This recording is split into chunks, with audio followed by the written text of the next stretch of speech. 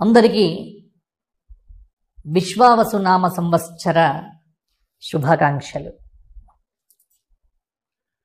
కాలగమనంలో క్రోధినామ సంవత్సరం గడిచిపోయి విశ్వావసు అనే పేరుతో ప్రభవాది 60 సంవత్సరములలో 39వ సంవత్సరం విశ్వావసు. కలియుగ ఆరంభము నుండి 5126వ సంవత్సరమే ఈ విశ్వావసు నామ సంవత్సరం. విశ్వం సమస్తం ప్రకాశయతి కిరణైః ఇది విశ్వావసు. మరి విశ్వావసు నామ సంవత్సరం మేషాది 12 రాశుల వారికి ఎటువంటి పరిహారములను, ఎటువంటి ఫలితములను ఇవ్వబోతోంది అనేది ఇప్పుడు మనం సాకల్యంగా చెప్పుకుందాం. ముందుగా మేషరాశి. అశ్విని 4 పాదాలు, భరణి 4 పాదాలు, కృత్తిక 1వ పాదం కలిస్తే మేషరాశి. ఆదాయం 14, వ్యయం 11, రాజపూజ్యం 5, అవమానం 7. మేషరాశి వారికి ఈ సంవత్సరం కొన్ని మార్పులు కలుగుతూ ఉన్నాయి. ఒకటేంటంటే వ్యయస్థానంలో సంచారం చేస్తున్న శని యొక్క దోష ప్రభావం. ఈ శని దోషము కొంత ఇబ్బంది పెడుతుంది.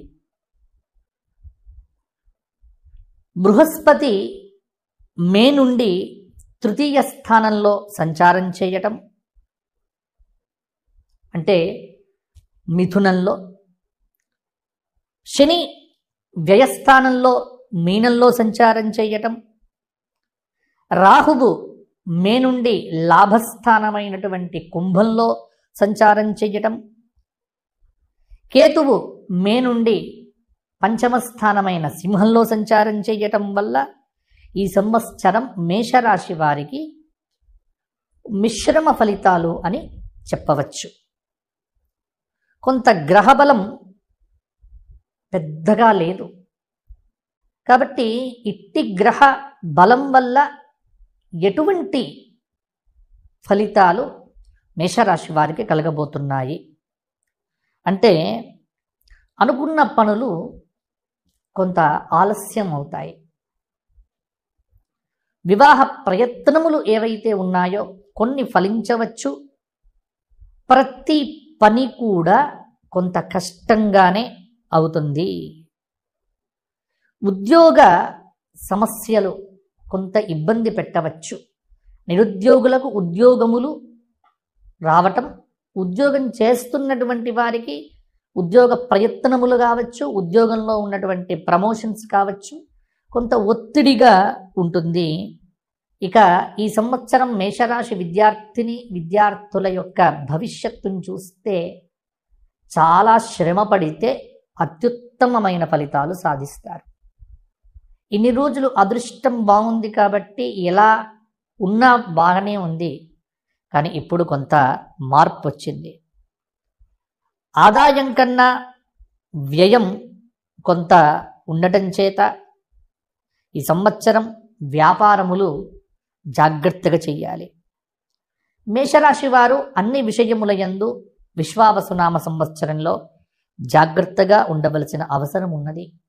అప్పులు చేయకండి, అప్పులు ఇవ్వకండి.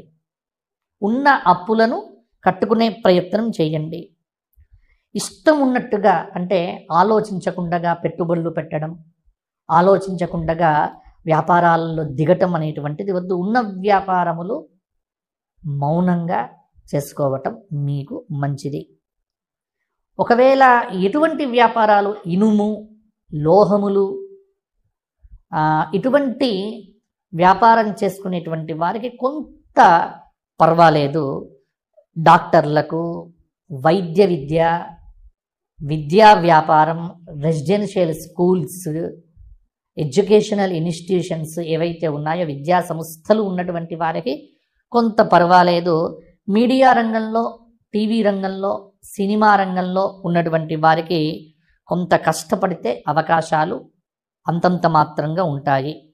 అక్టోబర్ నెల తర్వాత కొంత పరిస్థితిలో కొన్ని మార్పులు సానుకూలంగా ఉండే ఆస్కారం కూడా ఉంది. వ్యవసాయ రంగంలో ఉన్నటువంటి వారికి పంటలు బాగానే పండుతాయి. ఎర్ర భూములు, ఎర్ర ధాన్యములు వేసేటువంటి రైతన్నలకు పంటలు అధికంగానే పండుతాయి. ఒకటేంటంటే వాతావరణ సూచనలు అనుసరించి పంటలు వేయటం చాలా వరకు కూడా మంచిది. ఇక మేషరాశి స్త్రీలకు ఈ సంవత్సరం కొంత మిశ్రమ ఫలితాలు. వివాహ ప్రయత్నాలు కష్టపడితే ఫలిస్తాయి. ఆరోగ్య విషయంలోనే కొంత జాగ్రత్తగా ఉండటం మంచిది. క్రీడా రంగంలో, మీడియా రంగంలో ఉన్నటువంటి స్త్రీలకు మంచి పదవులతో పాటు అత్యున్నతమైన పురస్కారాలు కూడా లభించవచ్చు. మరి మేషరాశి వారు ఈ సంవత్సరం ఎటువంటి పరిహారాలు ఏమీ లేదండి. మేషరాశి వారు ఈ సంవత్సరం మొత్తం కూడా ప్రతి సోమవారము శివ సహస్రనామ స్తోత్ర పారాయణము చెయ్యాలి.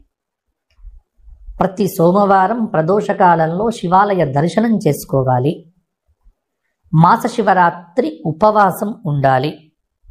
శని జపాలు, శని త్రయోదశులు వచ్చినప్పుడల్లా శనికి శాంతి చేయించుకోవటం వల్ల కూడా కొంత మేలు జరుగుతుంది. గోక్షేత్రమునకు వెళ్ళి అప్పుడప్పుడు గోవులతో కొంత గడపండి.